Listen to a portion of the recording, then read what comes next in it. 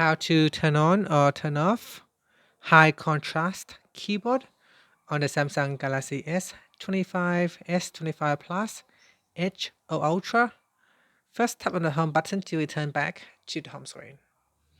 Now from the home screen, swipe down at the top to open up quick settings. Then tap on the settings icon at the top. Now we then scroll down, and at the bottom here we tap on accessibility. Next, tap on vision enhancements.